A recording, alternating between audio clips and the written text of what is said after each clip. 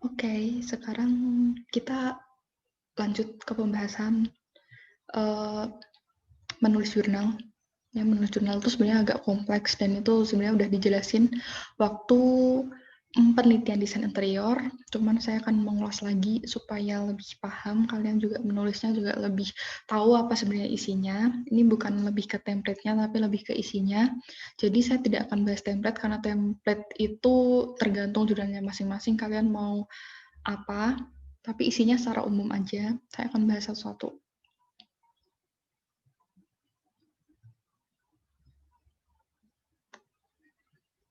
Nah, oke. Sebenarnya tuh penulisan jurnal itu secara umum tuh ya ada judul artikel tuh pasti, abstrak dan kata kunci, pendahuluan, metode penelitian, hasil temuan, diskusi pembahasan, kesimpulan, ucapan terima kasih, referensi daftar pustaka. Tapi ini tetap tergantung template. Kadang-kadang di beberapa jurnal tuh masih ada kajian pustaka, kadang-kadang nggak ada. Kadang-kadang kajian pustaka tuh digabung dengan pendahuluan. Terus kadang-kadang juga di beberapa jurnal tuh ada diskusi dan temuan dan pembahasan tuh dibedakan, dan ada juga yang hasil dan temuan diskusi pembahasan ini itu tuh disamain gitu loh, gitu. Terus untuk selanjutnya dari judul.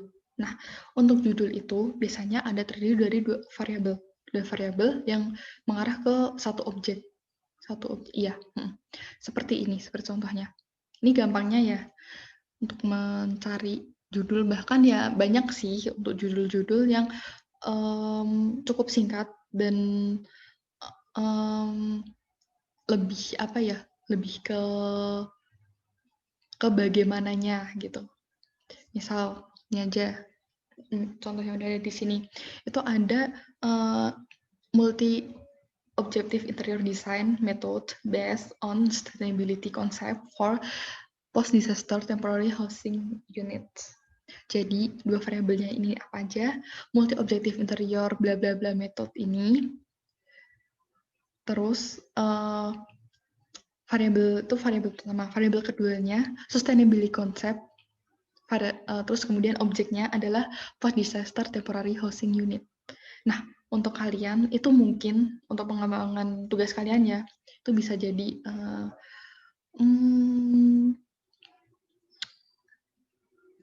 misalnya kajian interior, interior desain, kajian interior rumah adat terhadap konsep sustainable design, konsep desain keberlanjutan pada rumah adat Jawa, misalnya seperti itu. Jadi kan ada dua kan, satunya adalah variabel pertamanya itu adalah konsep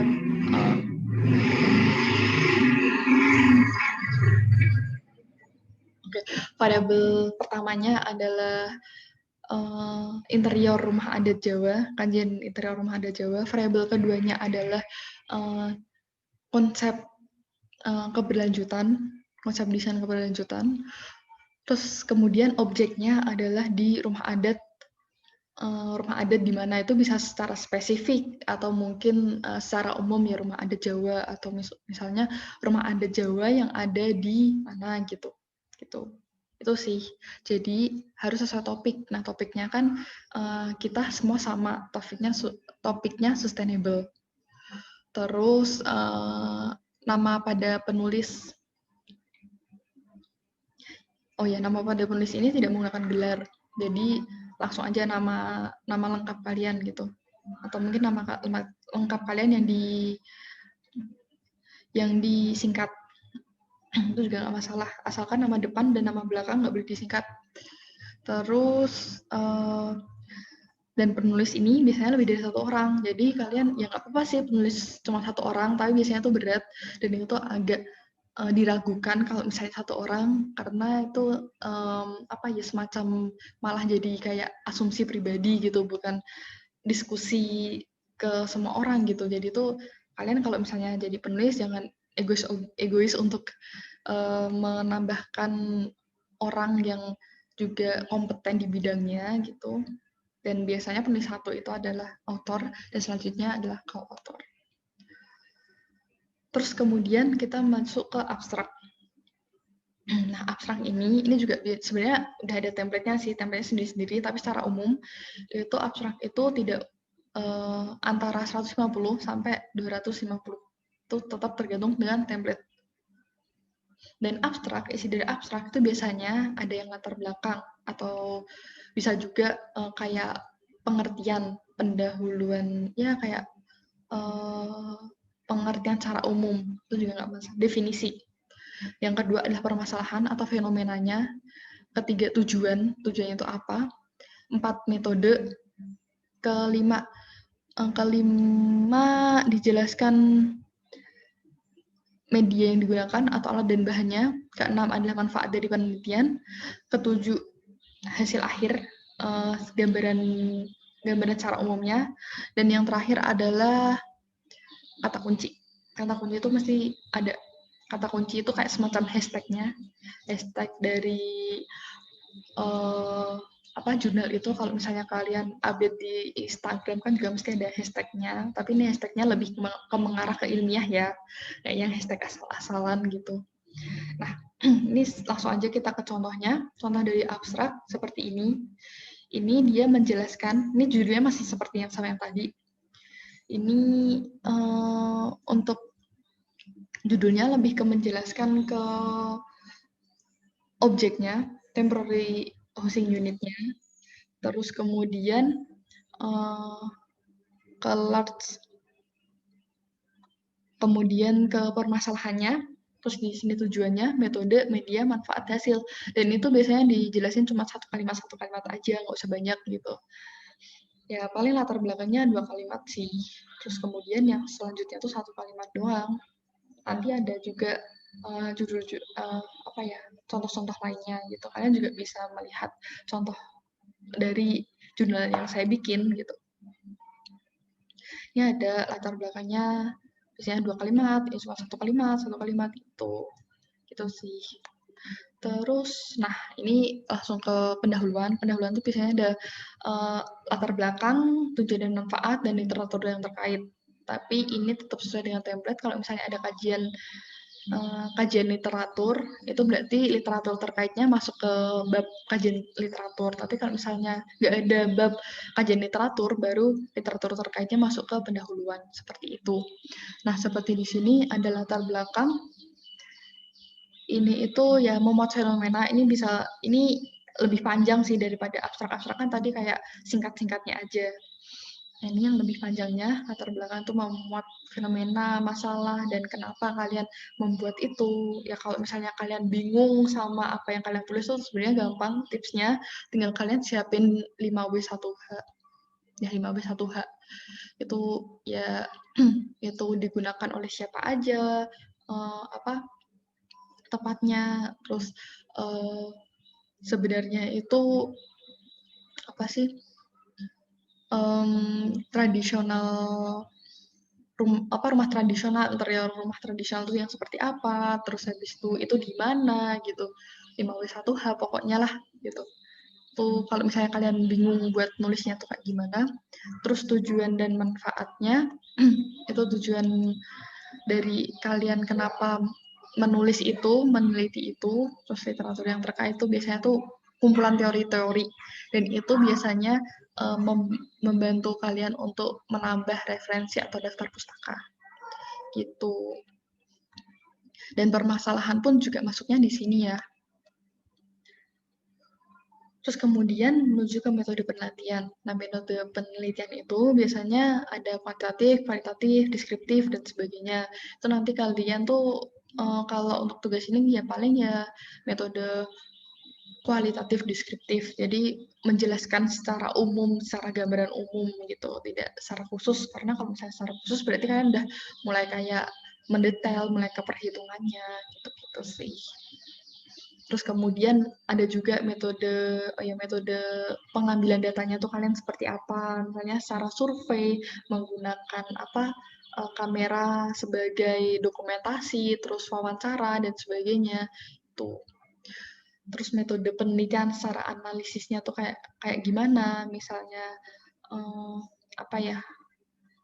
Ya tadi kuantitatif, kualitatif dan sebagainya itu. Itu metode. Terus kemudian ke hasil dan temuan.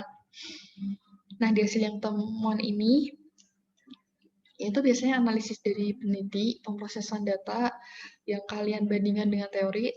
Berarti teori ke-6 apa sih? Ke-6 poin GBC itu bagaimana?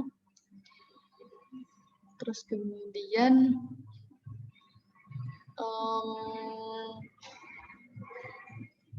ini contohnya. Ini diskusi dan pembahasan.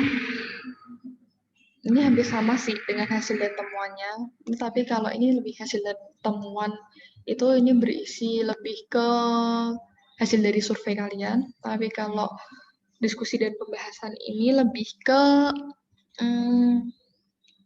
hasil akhir yang disandingkan dengan teori. Itu bagaimana? Itu. Tapi kalau misalnya diskusi dan pembahasan dan hasil dan temuan ini digabungin, berarti ya udah langsung aja kalian nemuin apa tuh langsung disandingin dengan teori gitu. Terus habis itu kesimpulan. Nah, kesimpulan ini adalah ini kesimpulan tuh biasanya salah nih anak-anak nih. Teman-teman peneliti yang masih pemula itu biasanya kesimpulan tuh mah berisi dengan ringkasan, padahal itu salah. Kesimpulan itu adalah sebenarnya secara singkat itu ya cuma satu kalimat aja latar belakang kalian kenapa menulis jurnal itu. Kemudian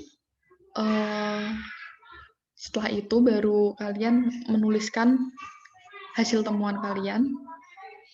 Ya itu adalah jawaban dari permasalahan gitu loh. Jadi itu nggak yang semuanya ditulis semua diringkas gitu. Itu enggak, tapi itu lebih ke penjelasan singkat tentang tujuan manfaat penelitian, terus kemudian baru jawaban dari permasalahan. Udah, itu aja. Dan itu nggak usah ada gambar, nggak usah ada diagram, nggak usah ada tabel gitu. Itu secara tulisan aja. Kemudian ucapan terima kasih. Nah, ini ucapan terima kasih ini ditulis kalau misalnya kalian dapat bantuan dana dari universitas misalnya, dan pihak-pihak terkait, atau mungkin ucapan terima kasih karena objek yang berkenan untuk disurvei, seperti itu. Dan yang terakhir adalah daftar pustaka. Nah, daftar pustaka ini gimana nyarinya, bagaimana penulisannya, nanti akan dijelaskan pada video selanjutnya. Tapi saya akan menjelaskan dulu inti-inti dari daftar pustaka. Sebentar. Nah, daftar pustaka ini